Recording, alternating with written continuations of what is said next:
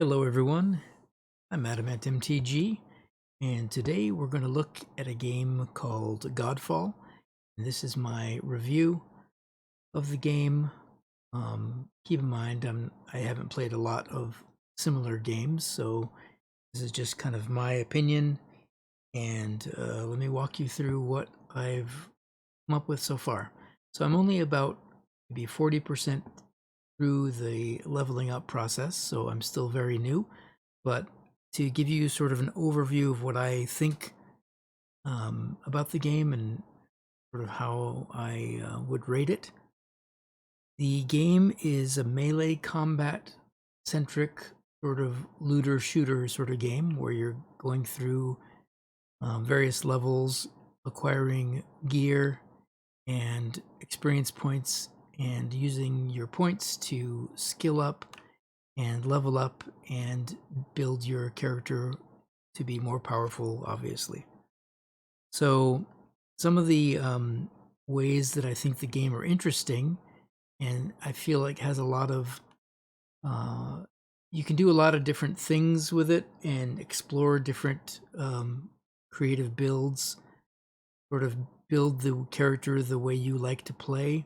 I think the play styles have a lot of feels like there's a lot of room to explore.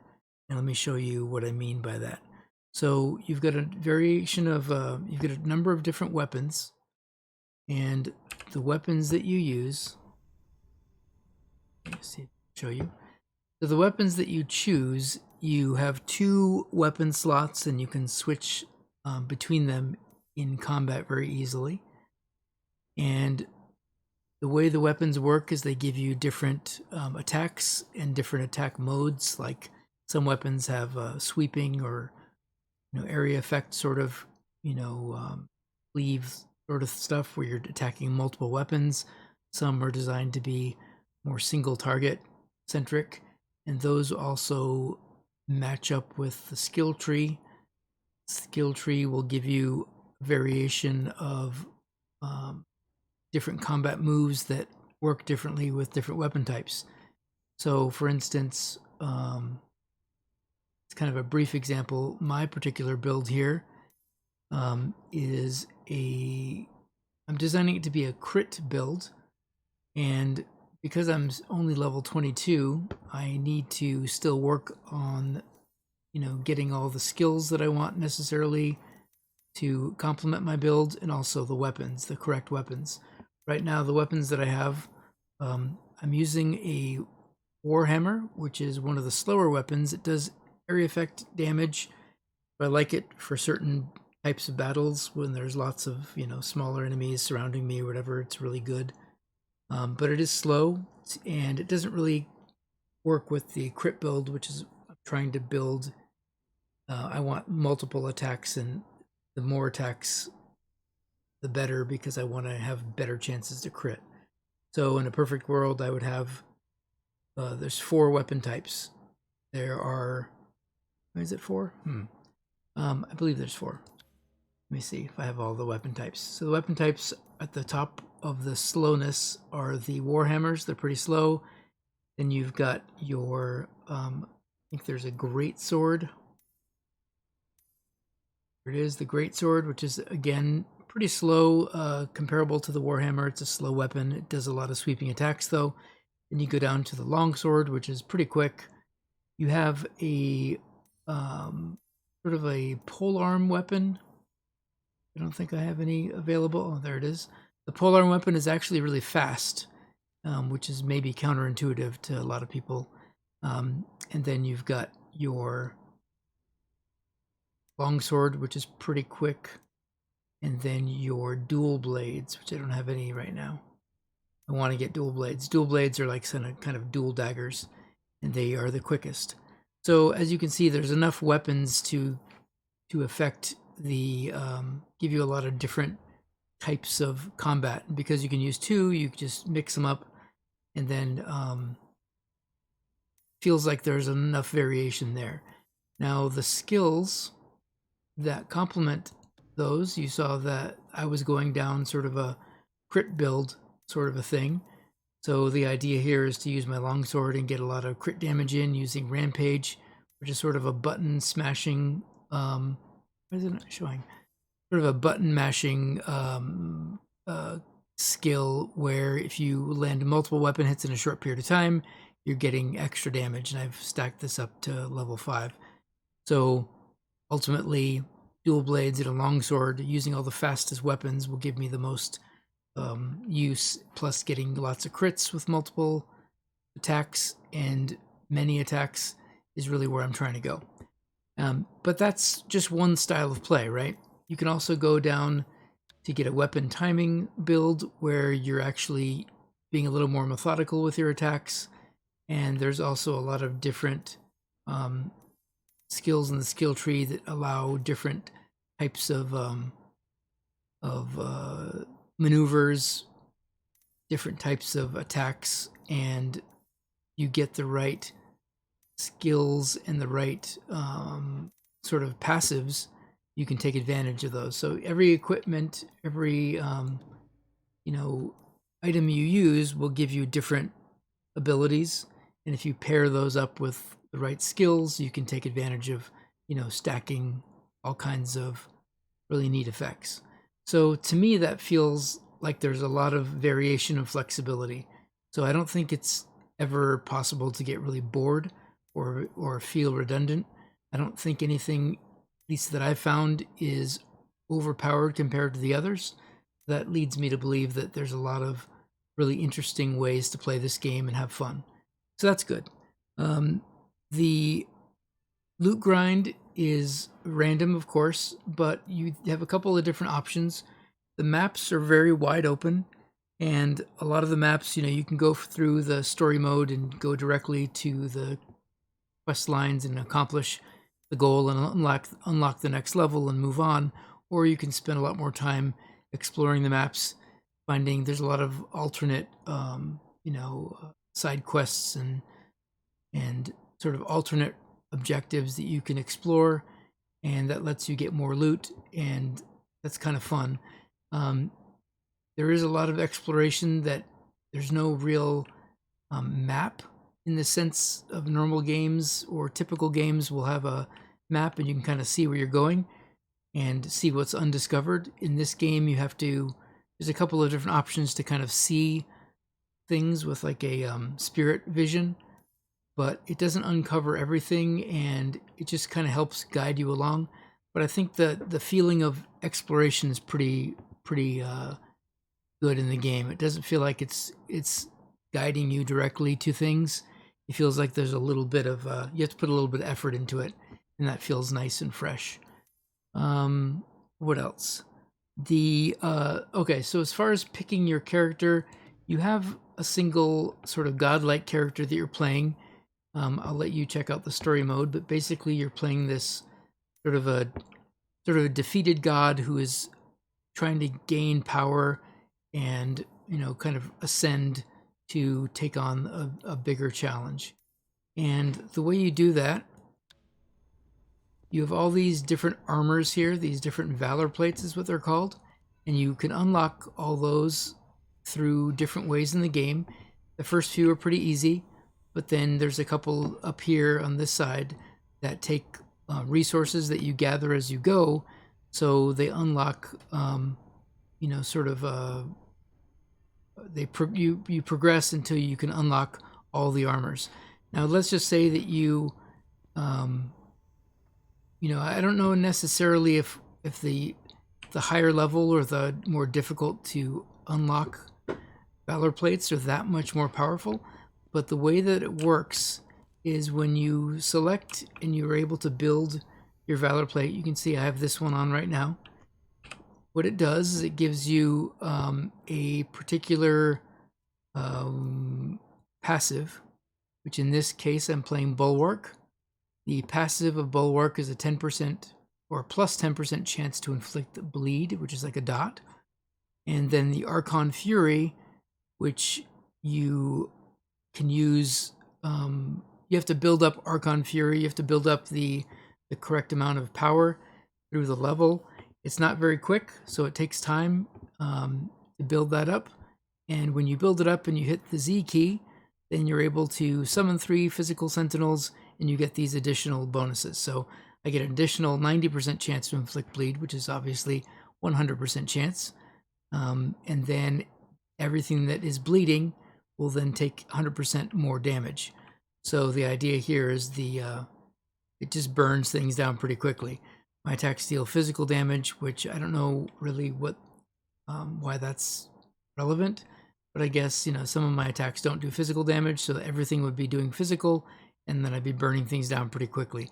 Again, this complements the speed of my attacks, which is why I want to build get faster weapons. And every Archon will have a different passive ability and different Archon Furies. I said Archon, I meant every Valor Plate. So if you want to go over to this one, we can see what this one is. And this one gives me a curse, so Mobius. I don't have enough power or enough etheric filaments to build this. So, but if I wanted to, I could do this. It would give me curse damage, and curse damage takes more, cursed characters or enemies take more damage. So as you can see, again, this is a way to customize your character, fill out based on the weapons you have, based on the, I think this one's pretty cool. I think this one is fire-based. I already have this one too. This is the first one I got, I believe. You can copy the loadout and use the same equipment if you want. And so this one gives me ability to ignite enemies. And then again, very similar, very similar in their design. So as you go through the game, you look at these, you decide what kind of build you have, how it complements, and again, it creates more variation, more interesting builds, and complements your skills, etc. Now, regarding the skills, one thing I really like about this game is when you go to your skill tree, at any time you can clear your skills and rebuild. So there's no point restriction or any kind of paywall or something where you're using resources to respec your character. That to me is really refreshing. It allows you to try different things out. Go into you can even go into a map. You don't like it, you go in here, you clear your skill tree, you rebuild it to something maybe that feels better. I really like the effect of the ability to explore and experience different skill tree options. I really like that. It makes the game, again, you're never stuck in some sort of a situation where you're like, oh well, now I've built this particular spec and I've got to live with it until I acquire enough resources to respec. And I really like that. That makes the game, again, very enjoyable, that you can explore the builds and different types of things that you want to without any delays. That feels really good.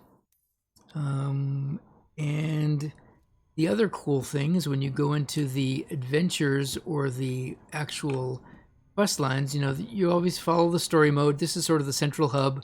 You follow the story mode, it'll tell you where to go, but there is a lot of options when you have your particular, you still have to unlock the map as you go through.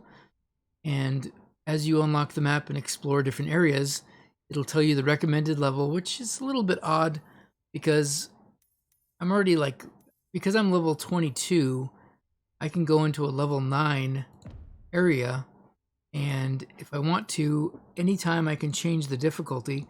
So if I want to go to the hard mode, which is going to give me better loot, that's sometimes a good way to sort of farm, and it is definitely difficult.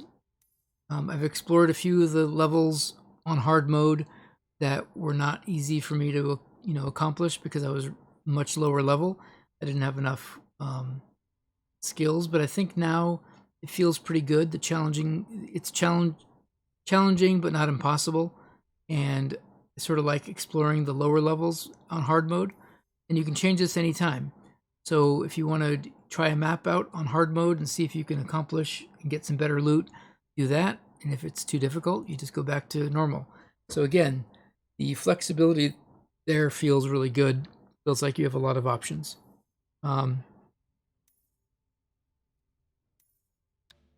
And that is about it. So overall, if you asked me, is this game worth the money? At this point, I'd say yes. It feels like there's a lot of really cool and